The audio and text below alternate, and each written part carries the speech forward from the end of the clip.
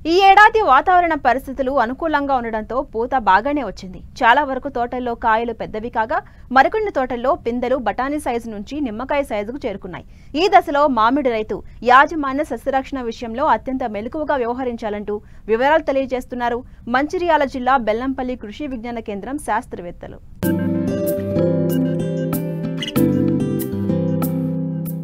తెలుగు రాష్ట్రాల్లో విస్తారంగా సాగవుతున్న పండ్ల తోటల్లో మామిడి ప్రథమ స్థానంలో ఉంది. ఈ ఏడాది పూత సమయానికే వచ్చింది. కొన్ని చోట్ల మార్కెట్లలో పండ్లు కనిపిస్తున్నాయి. అయితే క్షేత్రస్థాయిలో ఇంకా పూత పిందె దశలోనే ఉన్నాయి. అయితే వచ్చిన పూత పిందె కాయగా మారి నాణ్యమైన దిగుబడిని రైతులు అందుకోవాలంటే సకాలంలో సమగ్ర యాజమాన్య చర్యలు చేపట్టాల్సిన అవసరముంది. ప్రస్తుతం మామిడి తోటల్లో రైతులు చేపట్టాల్సిన మేలైన యాజమాన్య పద్ధతులేంటో తెలియజేస్తున్నారు మంచిర్యాల జిల్లా బెల్లంపల్లి కృషి విజ్ఞాన కేంద్రం శాస్త్రవేత్త స్రవంతి. మన మంచిర్యాల మరియు ఆసిఫాబాద్ జిల్లాలో చూసినట్లయితే మామిడి ఉద్యాన పంటల్లో ప్రధాన పంటగా సాగు చేయబడుతుంది. ఇక్కడ ఈ నేల కానీ వాతావరణం కానీ మామిడి పంటకు చాలా అనుకూలం. మామిడిలో ముఖ్యంగా చూసుకున్నట్లయితే దిగుబడి క్షీణించడానికి చాలా రకాల కారణాలు ఉన్నాయి. అందులో ప్రధానంగా 4 కారణాలు.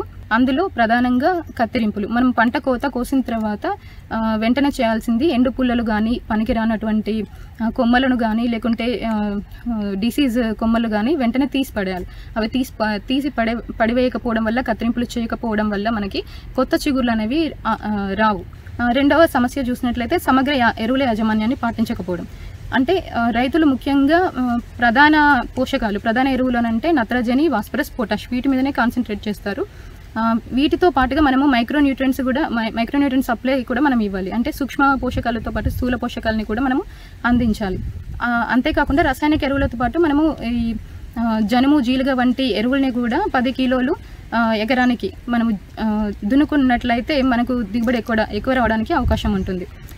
ఎరువులు ఏ విధంగా ఇవ్వాలి అని చూసుకున్నట్లయితే ఒక సంవత్సరం మొక్కకైతే మనము నత్రజని, భాస్వరం, పొటాషు 100 గ్రాముల చొప్పున, మరియు వీటితో పాటు జనుము, జీలుగా మనకు ఎకరానికి 10 కిలోల వరకు ఇచ్చుకోవాలి.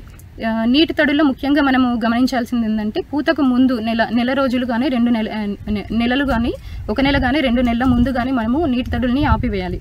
ఇలా ఆపివేయడం ద్వారా ఏంటంటే ఈ వెజిటేటివ్ ఫేస్ నుంచి ఫ్లవర్ స్టేజ్కి మొక్క వెళ్ళడానికి అవకాశం ఉంటుంది. అంటే పూత త్వరగా రావడానికి అవకాశం ఉంటుంది. పూత పింద మొదలైన తర్వాత మనము సస్యరక్షణ చర్యలని చేపట్టకూడదు. మెయిన్గా పూత సమయంలో ఎందుకు చేపట్టకూడదు అంటే ఆ టైంలో పాలినేషన్ జరుగుతూ ఉంటుంది. హనీ బీస్ కూడా డిస్టర్బ్ అవుతాయి. సో ఆ టైంలో మనము ఈ సస్యరక్షణ చర్యలు అంటే పిచికారీలకు వెళ్ళకూడదు. ముందే మనం పిచికారీ చేసుకోవాలి. అంటే అక్టోబర్ మరియు నవంబర్లోనే మనము మైక్రోన్యూట్రియంట్ స్ప్రే కానీ ఇతర పెస్టిసైడ్స్ కానీ స్ప్రే చేసుకోవాలి.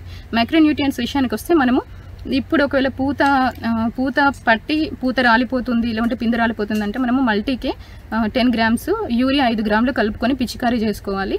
ఆల్రెడీ పచ్చిపూత దశలో ఉన్నప్పుడు ఈ పిచికారీ చేసుకోకూడదు. మళ్ళీ పిందె కట్టిన సమయంలో మనము పిచికారీ చేసుకున్నట్లయితే పూత నిలబడుతుంది. అంతేకాకుండా వచ్చినటువంటి పిందెలు రాలిపోకుండా ఉంటాయి.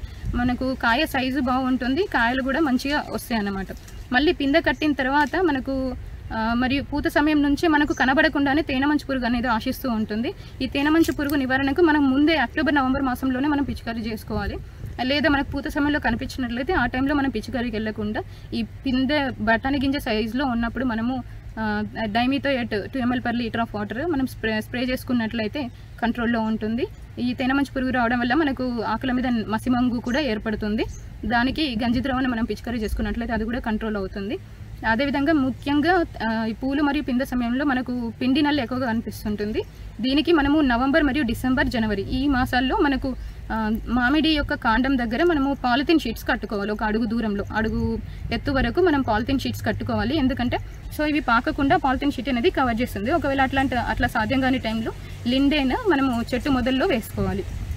ఈ విధంగా జాగ్రత్తలు తీసుకోవడం వల్ల పిండి నల్లి కూడా నివారించవచ్చు. సో ఎరువుల యాజమాన్యం మరియు నీటి యాజమాన్యంలో ఈ విధంగా మనం జాగ్రత్తలు తీసుకోవాలి.